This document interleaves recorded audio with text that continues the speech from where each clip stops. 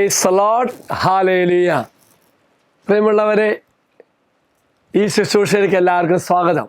ഇന്ന് ധ്യാനിക്കുന്നത് പ്രഭാത ഭക്ഷണം തയ്യാറാക്കി കാത്തിരിക്കുന്ന യേശു, അമ്മയെപ്പോലെ കാത്തിരിക്കുന്ന യേശു.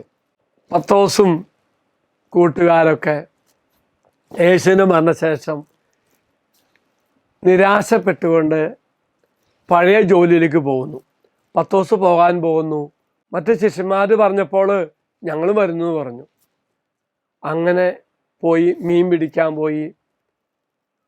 പത്രോസിനെ ദൈവം ആദ്യമായി വിളിച്ച ആ രാത്രിയിലെ ആ സംഭവം വീണ്ടും ആവർത്തിക്കപ്പെടുക. രാത്രി മുഴുവൻ കഷ്ടപ്പെട്ടിട്ട് ഒരു കൊച്ചു മീൻ പോലും കിട്ടിയില്ല. പ്രിയമുള്ളവരെ, ഈ ഒരു സാഹചര്യത്തിൽ യേശു അവരരികിലേക്ക് ചെല്ലുന്നു. യേശു പണ്ടത്തെ പോലെ തന്നെ ചോദിക്കുക, വല്ലതും കിട്ടിയോ? കിട്ടിയില്ല. വലതുവശത്ത് വലയിറക്കാൻ പറഞ്ഞു. നിറച്ച് മീൻ കിട്ടി. അതിനുശേഷം പ്രിയമുള്ളവരെ, ഒരമ്മ തൻ്റെ മക്കൾക്ക് പ്രഭാത ഭക്ഷണം ഒരുക്കി കാത്തിരുന്ന് വിളിക്കുന്ന പോലെ ശിഷ്യന്മാരെ ക്ഷണിക്കുകയാണ്. ഇത് യേശുമായിട്ടുള്ള കൂട്ടായ്മയിലേക്കും ആഴമായ ബന്ധത്തിലേക്കുമുള്ള ഒരു ക്ഷണത്തെ സൂചിപ്പിക്കുക. യേശു അവർക്ക് വേണ്ടി ഭക്ഷണം തയ്യാറാക്കുമ്പോൾ യേശുവിൻ്റെ എളിമയും ശുശ്രൂഷിക്കുവാനുള്ള സന്നദ്ധയും നമ്മൾ തിരിച്ച് അറിയുകയാണത്. ഈ സമയത്ത് ശിഷ്യന്മാർക്കും സംശയമില്ല. യേശുവിനെ ഉടനടി തിരിച്ചറിയുകയും അവൻ്റെ പുനരുദ്ധാനത്തെ വ്യക്തമായി മനസ്സിലാക്കുകയും ചെയ്യുകയാണ്. പ്രിയമുള്ളവരെ, കൂട്ടായ്മയ്ക്കുള്ള ഒരു ക്ഷണം, വന്ന് പ്രഭാത ഭക്ഷണം കഴിക്കുക എന്ന് യേശുവിൻ്റെ ക്ഷണം തൻ്റെ ശിഷ്യന്മാരുമായിട്ട് വ്യക്തിപരമായ ഒരു ബന്ധം, ആ ബന്ധത്തിൻ്റെ ശക്തമായ പ്രതീകമാണ് ഒരുമിച്ച് ഭക്ഷണം കഴിക്കുക. വിശ്വാസികൾ തൻ്റെ സാന്നിധ്യത്തിലും പഠിപ്പിക്കലും പങ്കെടുക്കുവാൻ സ്വാഗതം ചെയ്യുന്നു സൂചിപ്പിക്കുക. വീണ്ടും എളിമയും സേവനവും.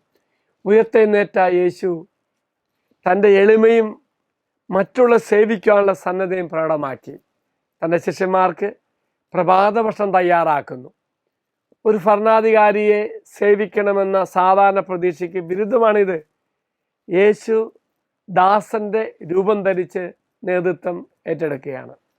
പ്രിയമുള്ളവരെ, ഈ പ്രഭാത ഭക്ഷണത്തെ എപ്പോഴും ഭാവിയിലും യേശുമായുള്ള കൂട്ടായ്മയും ഒരു ആത്മീയ ഭക്ഷണമായി നമുക്ക് വ്യാഖ്യാനിക്കാം.